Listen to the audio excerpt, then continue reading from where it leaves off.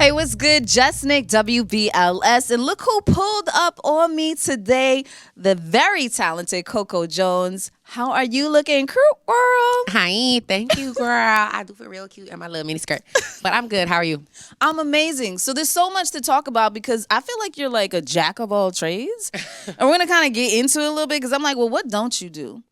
But obviously, like the singing, the acting, congratulations on the EP going #1. Thank you. Okay, how did that feel? Was that a moment for you? It was literally such a moment. I was so overwhelmed because people don't even know that I had edited on my vision board. I had edited a picture to make it look like my album had went #1. Like, this is just something that I would see on my lock screen all the time. Like, yeah. And I'd like photoshopped my picture into it and all the things. So when my manager called me, she was like, yeah, you're #1. I was like, well, what do you mean? What do you mean #1? Like, what? She was like, on the charts. I was like, so is that a glitch? Like, what do you? It was just so overwhelming that I could screenshot what I had edited on my vision board for all those years. Like, I was literally crying, girl. Well, I'm a believer in vision boards too. I'm a big manifester. Absolutely. I will speak something into existence like all the time. Absolutely. So you wasn't real. Were you shocked though? Because it seems like you always do vision boards. So do you see that a lot of the things you put on your vision board has already come to pass? I was shocked. A lot of the things on my vision board are starting to come to pass now. Yeah. Like over the last year and some change. And I'd be shocked every time. And you like, yo, this is really working. I'm like, this is really real.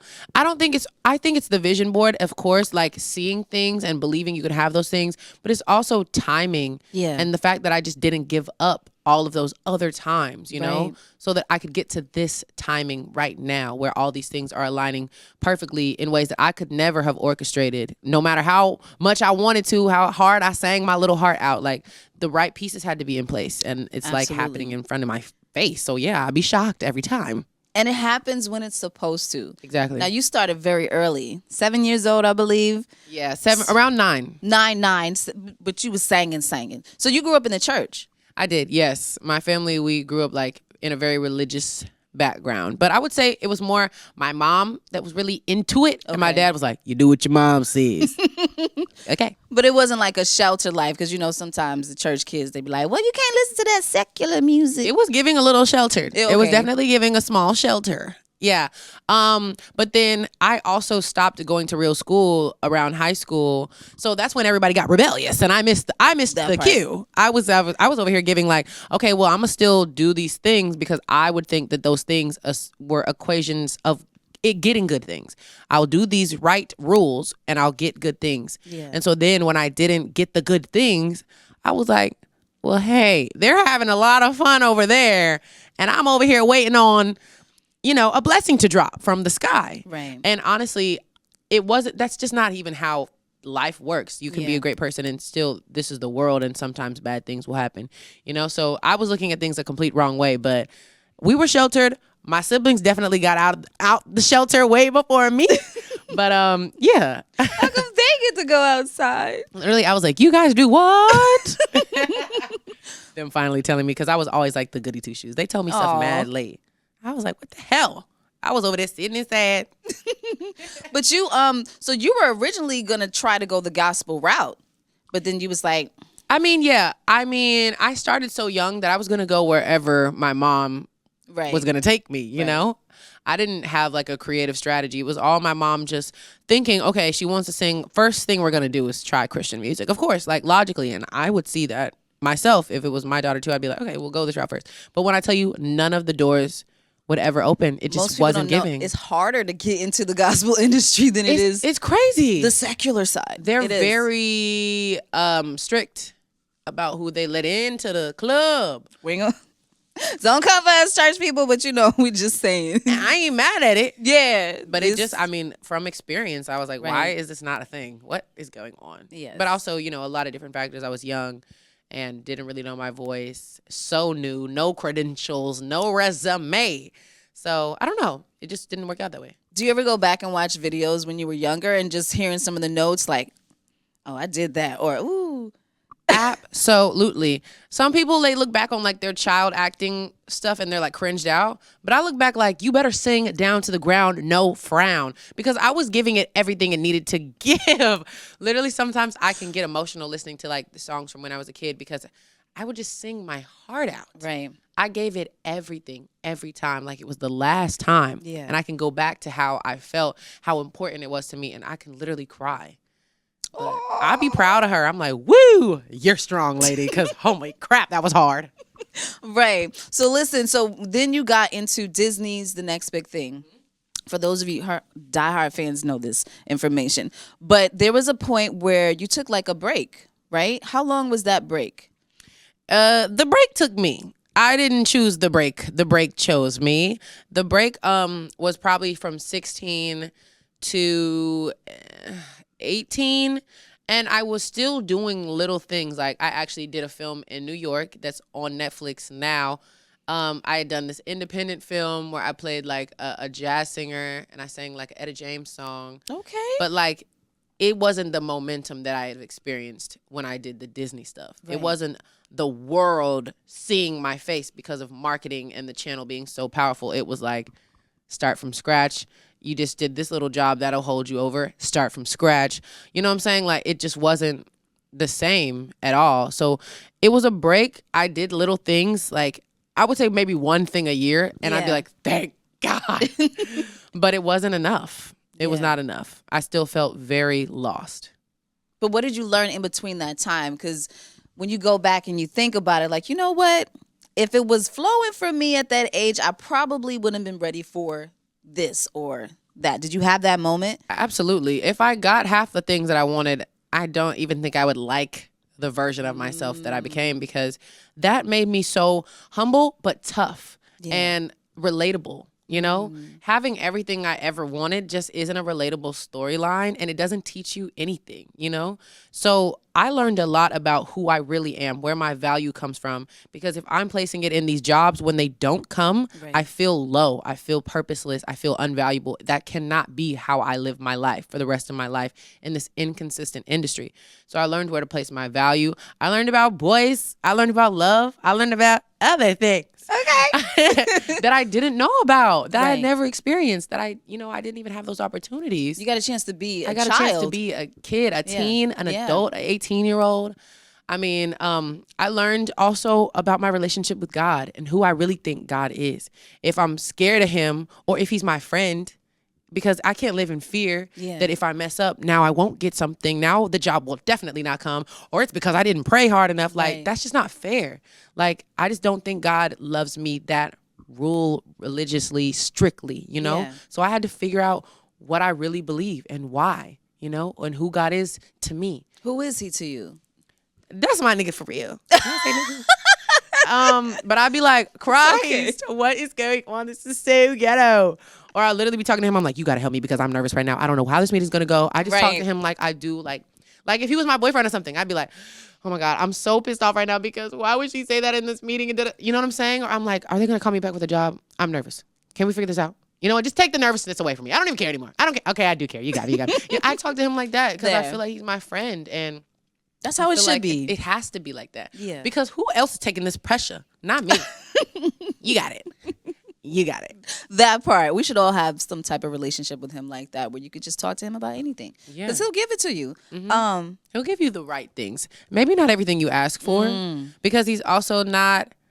It's not like he's like, I'll do what you say. Right. You do what I say. It's the best way. Right. And if you don't want to do what I say, I'm still gonna love you, but that's gonna hurt. And I'd be like, ooh, you was right. You smart. Right. Next time I'm gonna do what you say. Good looking out. You know what I'm saying? So fast forward. You go on this break. The next thing you know, you come back, you trending. TikTok got you popping. And it's like, that's literally what happened. I mean, I'm telling you, that's literally what happened. At the time, I was very like down bad. I was in a relationship that had nothing. I was just down bad. And I was like, maybe I'll just be his wife. Like, I'm done with this. This industry hurts. It hurts me. And I remember I had seen on Twitter, they were like, what happened to Coco Jones, man? She was supposed to be next up. And I showed it to him. I was like, look what they're saying about me. I hate this industry. It hurts me. And he was like, respond to it. And I was like, okay. So then I was like, y'all want to know what happened? That tweet went viral. Then I told the story on YouTube. They took the clip. The clip went viral on TikTok. Oh, now wow. I'm like, what the hell is TikTok? So now I'm looking at TikTok and I scroll and I see some guy go, if I was on this song, I was like, okay, I can do that. And I go, if I was on Hit Different by SZA, That goes viral. SZA hits me. Executives hit me. Wow. They all look at the cover. Then they go look at the video. And then they're like, we had no idea any of this was going on. Here's this connect. Go to the studio with this person. Da-da-da-da. This person wants to meet you. We didn't even know. Like, what the hell? And I was just like, what? Yeah. I was ready to cash in the chips. Like, and now it seems like I get another shot. Yeah. Another stint of momentum and relevancy. How? I have nothing. Right. It was shocking to me to watch as a kid, like my engagement so high and to see it go down and down and down. Like traumatizing to watch. Right. For it all of a sudden to be a resurgence, like all overnight it seemed. I'm telling people like, and then I get new acting management. They're like, you need to audition for the show. It's called Bel Air. I'm like, I don't know, but I do it. I get the job. At the same time, I meet a music manager who's like, I can get you a deal. I signed a deal with Def Jam High Standards, my joint venture. I mean, it literally all happened in like 6 months compared to 2 years of absolute uncertainty. Shout out to my guy J Dot. That's the homie right there. Oh, okay. We used to work together with Yellow Wolf long gosh, time ago. That's the homie. Yes. Aw, I love that though. So obviously everything happens in its time. Yeah. You know, and a lot of times Disney stars, they do kind of lose it because you do get, you know, lifted up on this high horse and then all of a sudden everything's wiped out from under you. And then it's like, oh man, I'm back down to reality. And some people can't like shake that. Yeah. Do you feel like you're prepared now because you're moving, baby, and you're moving quickly and things are happening for you fast because you're walking in your purpose? Yeah. But in case something ever happened to where, you know, things did slow down, do you feel like you know how to keep your mind balanced and to, you know, you're not feeling what you felt before? Absolutely. I always know that I'll never go that low again. But I had to get that low to figure out how to never go back to that mindset. If things were to ever go away, I would never stop hustling and never stop dreaming and never stop expecting big things like I did that time. That was like I was paralyzed with fear. I didn't even want to create because I knew it wasn't going to go anywhere. Like it was just too dark. You know, I was just waiting out the clock like this, you know, but I would go out and I would party and I'd be with my friends and like, I'd have these fun moments, but I'd always in the back of my mind feel like this, just waiting out this. Like I felt like I saw this clock and it was just ticking. Time was running out and I can never go back there. Right. There's also so much else to life that I will experience if these things ever go away. I'm going to live my life. I can't pause my life. This can't be my life. Right. It's a job that I enjoy. It's a passion. This is not my life. This is not my identity because that didn't work for me. You know what I'm saying? So I would figure it out. I have figured out how to not go back there and to take everything by piece by piece. Like all of this momentum now, I'm constantly checking with myself to be like, we appreciate and we're grateful, but don't let this make you who you are. Yeah. Don't forget who you are. Yes. You know, because it has nothing to do with this momentum. Everybody's just catching up to what I already knew about myself and what people tried to make me doubt. Yeah. So just stay locked into who that girl was in the dark now that you have all of this spotlight. I love that. You are so mature for your age. Some people don't make these realizations until they're in their late 30s, early 40s. Mm-hmm. So kudos to you for figuring it out early. Thank you. Because now you get to live your best and authentic self. Thank you. Your authentic life. So Thank I you. love that. Okay, so you mentioned Bel Air. Yes. First of all, you kill this role, all right? Thank you. Hillary is so you, this new and improved, revamped, reimagined. Like, did you initially come up with like how you wanted to portray Hillary, or did they say like this is what we want? Because it's totally opposite. It is opposite, and it's so hilarious because when I auditioned, I was very reluctant to audition because I thought a reimagining meant doing everything the same way. So I'm like, well, why would I audition when Hillary was light skinned? What? Like, guys, like we're setting ourselves up for a rejection. Well, Viv started off dark skinned and then she went light skinned. I just didn't know what it meant, and I just assumed a lot. I assumed that this is how they wanted Hillary. So when they made me my team, they were like, you're auditioning. I was like, yeah, okay. So I was doing it very much assuming that it was like this and like that's what they wanted. Right. And I was like, okay, sure, bye. Like didn't expect to get this one anyway. So then when the director, Morgan Cooper, the creator, so calls me, I was like, hello? He was like, yeah, none of that. Everything that you are naturally. I've been watching you. I've seen you. I know what you bring to the table. You're a star. Do that. And I was like, what do you mean by that? Like, what do myself? Be myself. Okay. For the first time in my entire career, from 9 years old, trying to fit into boxes, be me. Yeah. He was like, be you. So then I got my heart involved. I was like, oh my gosh, wait, now I'm passionate again. Okay, hope is here, hope is here. And I was like, let me do my second audition. They were telling me, okay, we're going to do it this date. I was like, okay, I was ready. I learned my lines for real. Like when you're really passionate, you know when you give it that whole energy. That part. I was ready. They were like, actually, cancel it. We're just going to go off your first tape. We'll let you know. Thanks. I was like, wow. Well, that was nice meeting you guys. Thank you so. I mean, okay. Well, that was cute. Back to despair. And then my team calls me like a week after that. And they were like, the whole team's here. And I was like, oh, God. Either the whole team got something great to say or something absolutely terrible. Right. So I was like, just say it. They were like, congratulations. I was like, I was so happy and relieved too. Yeah. Because in this world, there's no structure. In the acting entertainment world, there's no structure unless you get a job. A job is like, here are the dates you're working from. Here's the times. Here's the location. You go to this place every day. You see these people every day. You're doing different scenes, but there's so much more structure. And it just feels so much more safe. Right. So it's like sigh of relief. Like finally, I get some peace of mind up in here. Right. A steady check. The acting world can be. Hello. You waiting on gigs. Some people be. Hello. Uber Eats in Waitressing, the meantime. You know what I'm saying? I have a little sign, nigga. I don't Right. know what's going on?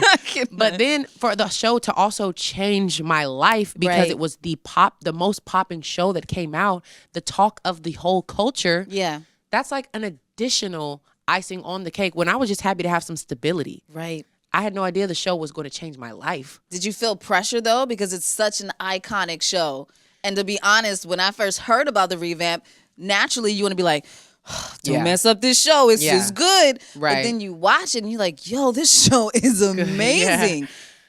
I binged it. Like season 2, I'm binging. Mm-hmm. That's a problem. Yeah. Like, what is my life? Like, seriously. I felt pressure. But this just comes from the trauma of my entertainment experiences. I felt pressured that they were going to change their mind about me. Wow. I felt pressured to make sure that they still liked me, you know? When I got there, I was like, you know, don't change your mind, you know? Like just scared to lose it. Now you have something good, scared to lose it. Of course I wanted the show to do great. I wanted Black people to like the show. We made it for Black people. Right. And then once I got over my fears, my own thing, then it was like, are they going to like the show?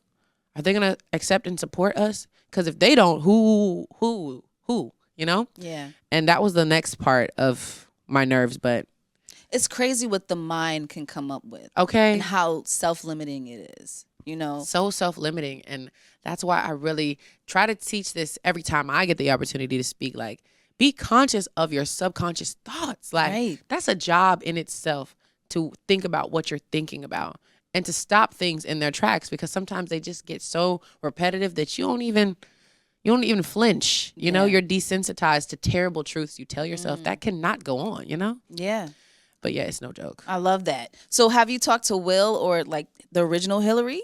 I did get to talk to both, of course. Will is such a star. He's so captivating.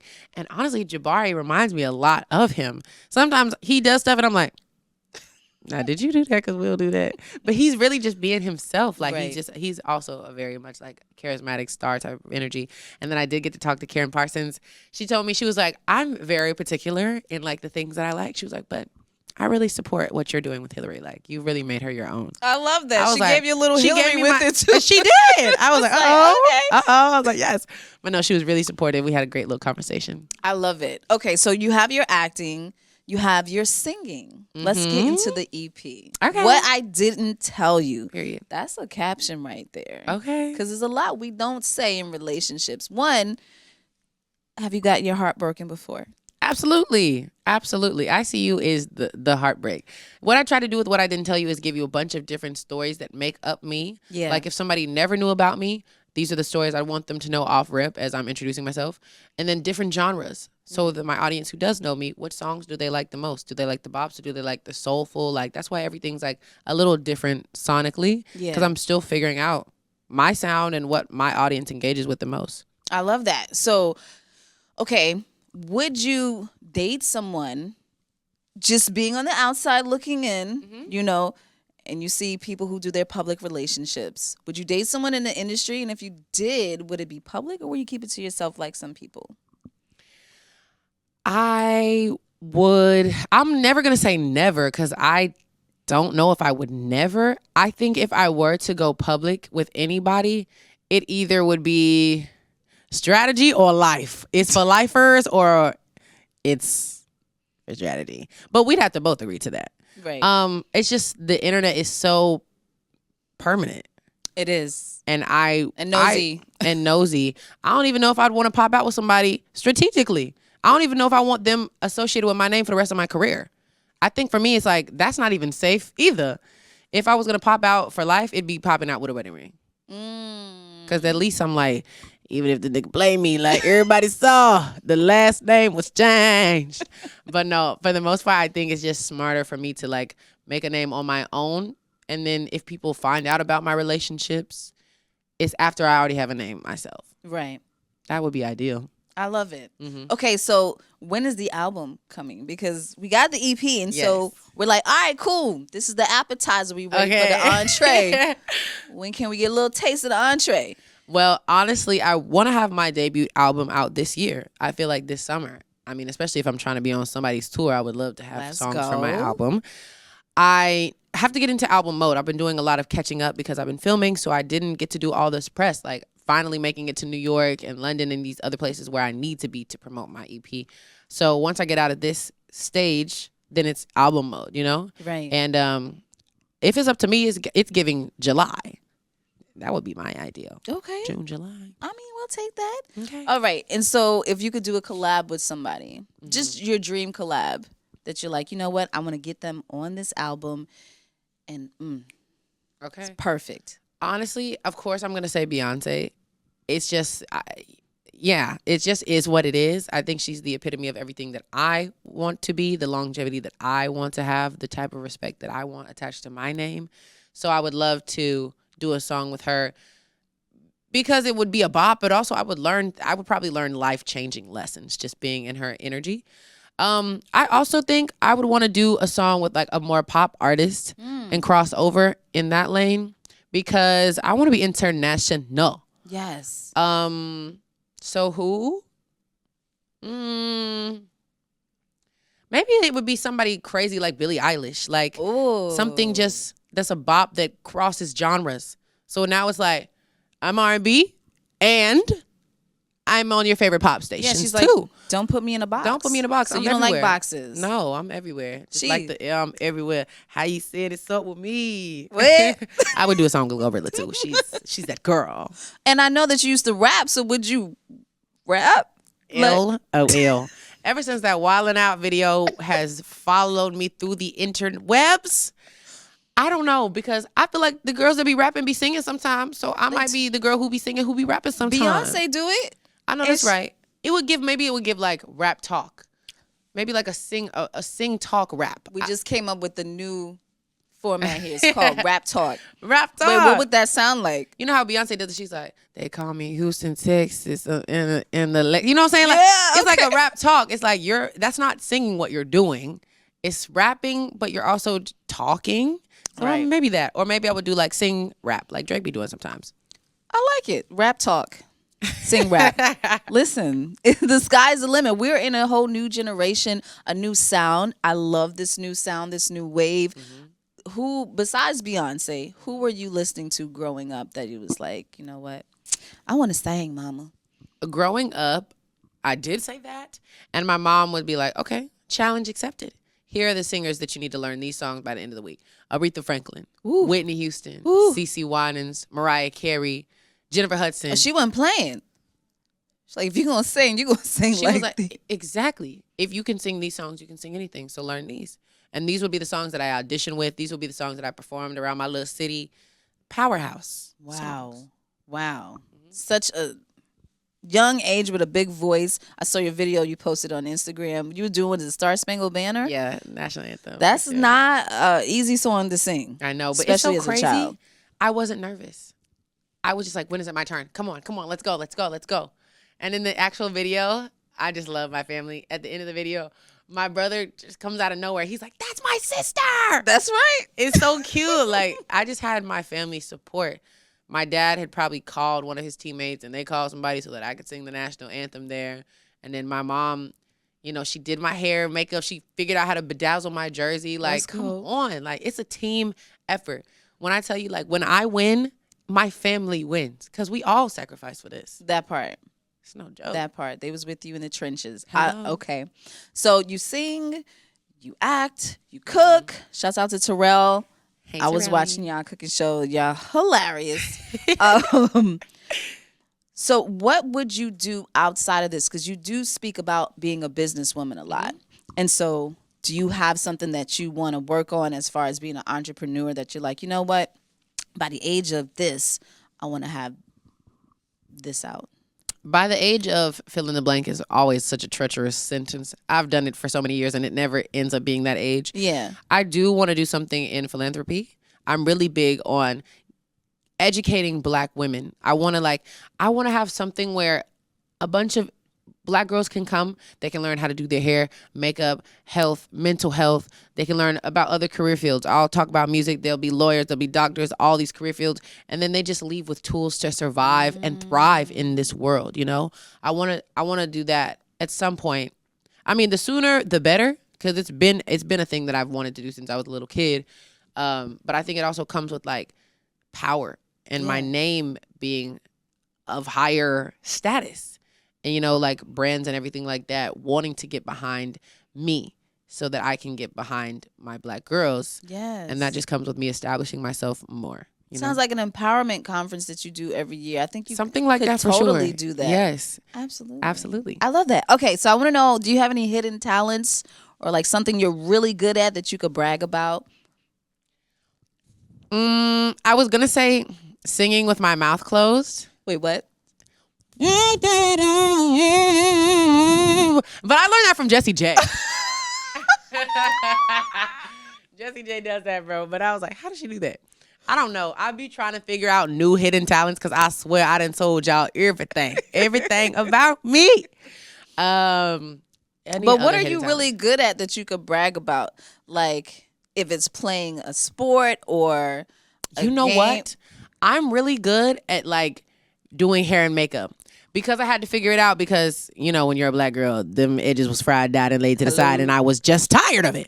So I know how to make my own wigs. Like, I know how to, like, literally do the whole customization. Like, I can really go there. Let's go. Like, I would literally do all me, my mom, my sister's hair. Like, I would do it all.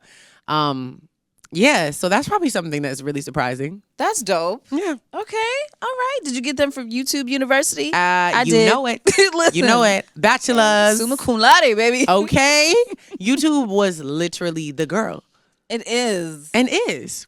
And I feel like the women of today, because, before if you had a pretty face, people would judge you. Oh, she's not smart, not intelligent. But now you get this smart person, this person who could cook, clean. I do hair. I could change my tire. Ooh, changing a tire is, whoa, Hulk. That's hard. I don't live for that one. Wait, no? Hell no, man. What? Like, the car is leaning. There's too much going on here. I'm just calling triple A. You know what? That might be a nice series that you could do. Coco Tries or something like that. It could. And you just learn the you know what? Stuff. Me and Terrell did that for season 2. It's very much Coco. Me and Terrell tries things. Skydiving. I love it. Literally, like, bee harvesting, hockey. We tried a bunch of crazy stuff. Listen, you are a blast. I could talk to you all day, but I know we got to let you go. So the EP is out. What do you want to tell your fans before I let you go? To my fans, new and old, I love you guys so much. No, I do appreciate the support and the patience with me. I want to see you guys. I'm going to be on somebody's tour. I'm going to be in somebody's city. So come out. Let's turn up. Love y'all. Yeah. Yes. And you'll be headlining your own tour before you know it. Amen. Okay. You'll be performing at the award shows. Okay. And I hope that one day you consider getting into voice acting because you have a lot of voices. And I can hear you on a cartoon. You know how Regina King does it, but she does multiple voices. Yes. I can kind of see you doing that. That's a Fendi. Right now, I ain't really got the time. But you know what? With voiceovers, it really don't even take that long. And plus, you can wear your sweatpants or something, have your hair scarf on. So yeah, considering. You're so much fun. Thank you, Coco. Thank you for having me. I appreciate you. JusNik, WBLS. Thanks for watching.